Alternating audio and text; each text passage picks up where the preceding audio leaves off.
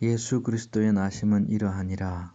그 모친 마리아가 요셉과 정혼하고 동거하기 전에 성령으로 잉태된 것이 나타났더니 그 남편 요셉은 의로운 사람이라 저를 드러내지 아니하고 가만히 끊고자 하여 이 일을 생각할 때에 주의 사자가 현몽하여 가로되 다윗의 자손 요셉아 내 아내 마리아 데려오기를 무서워 말라. 저에게 잉태된 자는 성령으로 된 것이라. 아멘. 예수 그리스도께서 성육신하셔서 이 땅에 오신 것이 이러하다 그랬습니다. 그 모친 마리아가 요셉과 정혼하고 결혼을 약속했다는 거지요. 지금 말로 하면 약혼했다 이런 말입니다. 약혼하고 그들이 동거하기 전에 성령으로 잉태된 것이 나타났습니다. 그러니까 동거도 안 했는데 다른 사람이 보기에는 동거를 해서 이렇게 임신한 것으로 배가 불렀다는 것입니다. 근데 그 남편 요셉은 마리아의 남편 요셉은 의로운 사람이라고 우리 주님께서 말씀하셨습니다. 그래서 의로운 사람인데 그녀를 드러내지 아니하고 가만히 파혼하고자 했어요. 왜냐하면 그녀가 자기와는 관계없이 임신을 했다면은 신명기 22장 22절에서 24절 율법에 의하면은 돌에 맞아 죽게 됩니다. 우리 한번 찾아볼까요? 신명기 22장 22절에서 24절 말씀.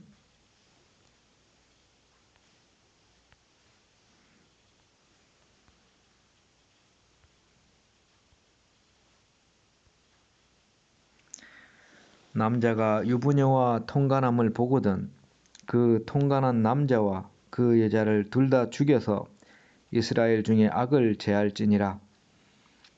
처녀인 여자가 남자와 약혼한 후에 어떤 남자가 그를 성읍 중에서 만나 통간하면 너희는 그들을 둘 다 성읍 문으로 끌어내고 그들을 돌로 쳐 죽일 것이니 그 처녀는 성읍 중에 있어서도 소리 지르지 아니하였으며 그 남자는 그 이웃의 아내를 욕보였음이라. 너는 이같이 하여 너희 중에 악을 제할지니라. 만일 남자가 어떤 약혼한 처녀를 들에서 만나서 강간하였거든 그 강간한 남자만 죽일 것이요 처녀에게는 아무것도 행치 말 것은 처녀에게는 죽일 죄가 없음이라. 이 일은 사람이 일어나 그 이웃을 쳐 죽인 것과 일반이라. 남자가 처녀를 들에서 만난 까닭에 그 약혼한 처녀가 소리 질러도 구원할 자가 없었음이니라. 즉 이 율법의 말씀을 생각해 볼 때에 요셉은 그녀가 이렇게 그 당시에 로마의 식민지였기 때문에 누군가에게 이렇게 강간을 당했을 수도 있겠다 이런 생각을 해서 불쌍히 여겨서 이제 가만히 이제 파혼하고 이제 멀리 하려고 생각을 하고 있었다는 것입니다. 그런데 진실과는 다르지요. 요셉이 이제 마리아를 오해한 거지요. 그래서 그 오해를 풀어주기 위하여서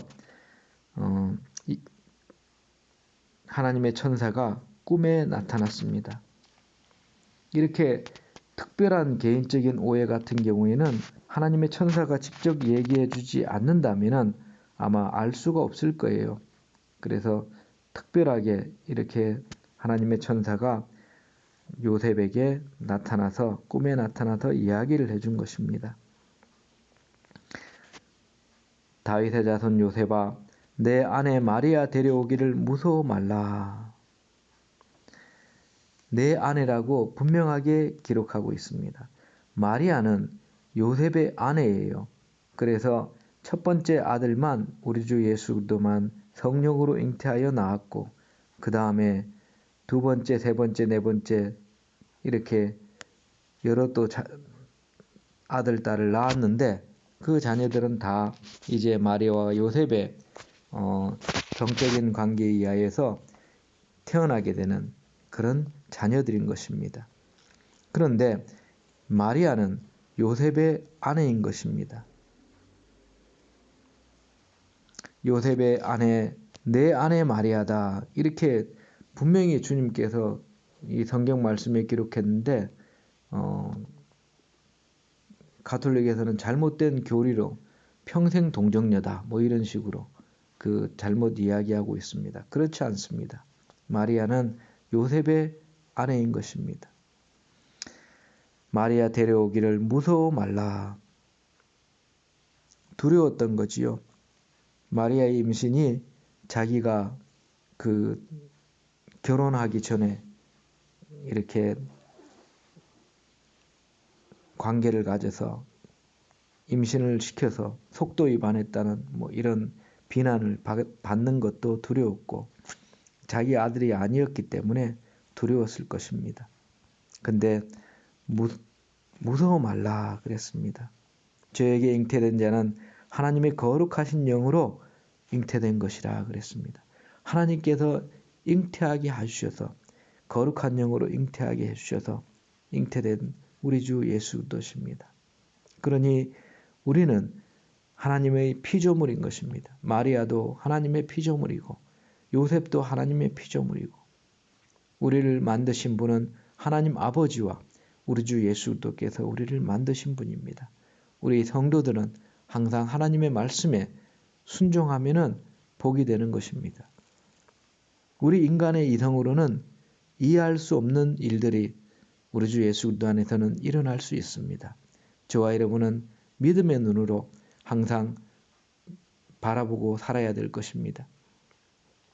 예수 그리스도 안에서 여러분이 믿음의 눈으로 바라볼 때 주님께서는 여러분에게 여러 가지 의심들을 다 없애주실 것입니다. 처녀가 잉태하여 아들을 낳는다. 우리 과학적 상식으로는 불가능하잖아요.